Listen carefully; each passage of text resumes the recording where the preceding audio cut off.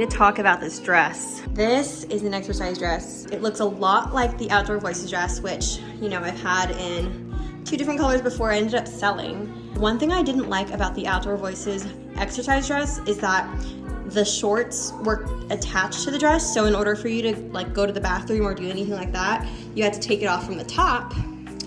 And I just felt like that was really inconvenient, even though I liked having the liner. But these have a liner, but they're separate shorts. I love it, it's great. And I honestly prefer to do athletic things in a dress or a skirt for some reason. I just like it more. I'll link it down below if you are interested in it.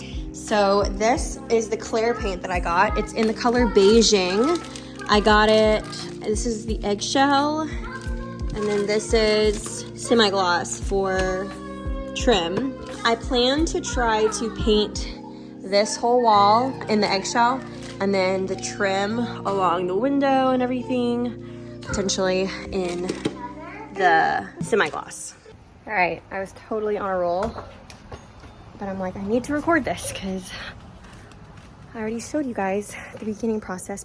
I did something different today. It's Sunday and I decided to go with a couple of tips that you guys gave me over Instagram. I had already used the citrus strip previously and it just wasn't working very well for me. It just was so gunky and like I felt like it would take forever to get it off.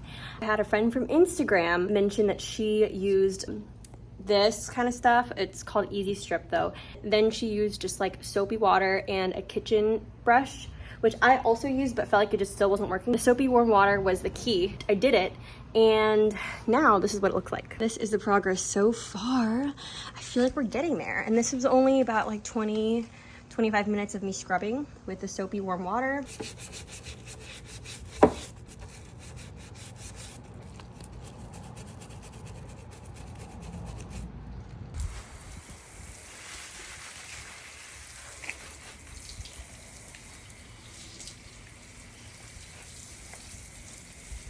Okay, I've got a few updates for you guys. One being, this is how the coffee table turned out. I could not document the last portion of what I did because it was just too much. I was so tired from trying to work with this table. I finally cleaned it off. It looks so pretty. I love the way the wood looks, but I am going to be waxing it. So it's gonna give it a little bit more color, a little bit of a deeper like brown color, and hopefully it makes these black marks look a little bit better.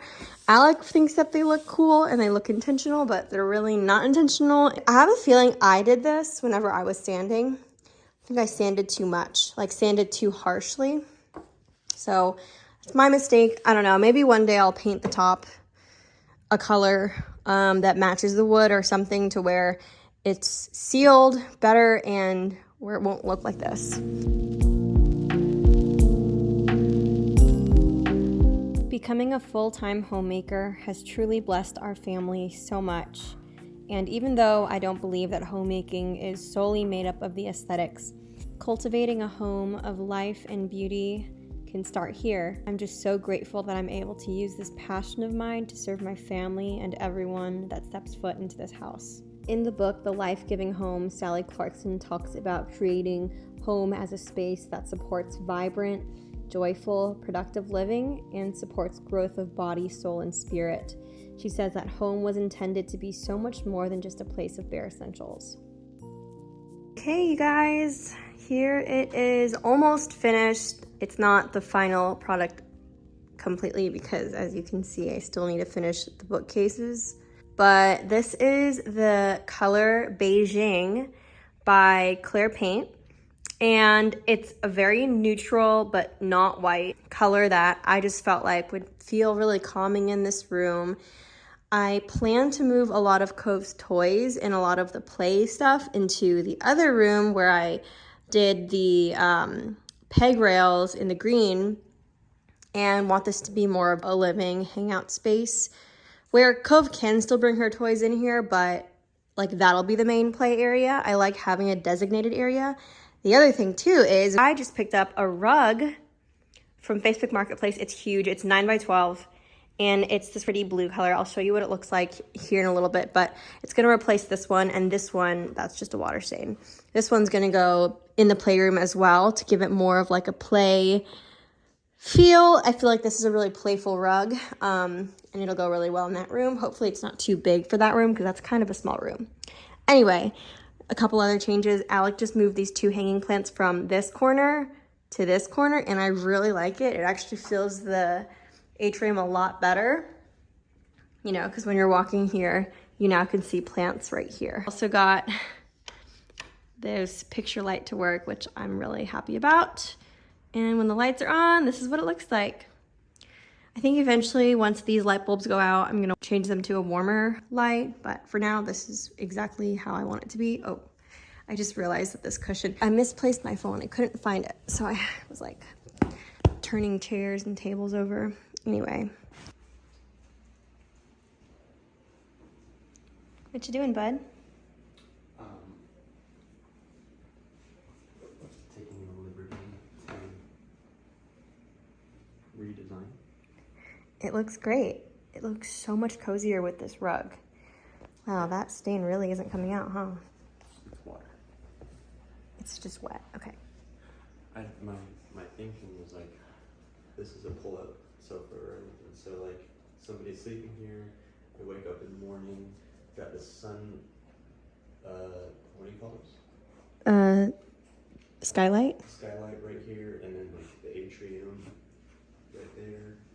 And then also that's why I moved my music table over there too. Yeah, Like, I thought about that. I just felt like I'd be more creative, more motivated, like looking at that Yeah, than a wall, totally. Yeah, I like it. Cozy. It's honestly amazing what difference a rug can make in a room. Instead of it feeling just like a walkway or like a space to get to another room, it feels like an actual room that you would want to sit in. I'm sure we're going to figure out, I mean, I planned on selling this because I didn't really feel like it went with everything else in the house, but we'll see. We're heading to a friend's baby shower. We've been doing something every single day and it's so out of the ordinary for me for some reason. So it's been fun. Do you love being out? Do you love people? Yeah. Hey.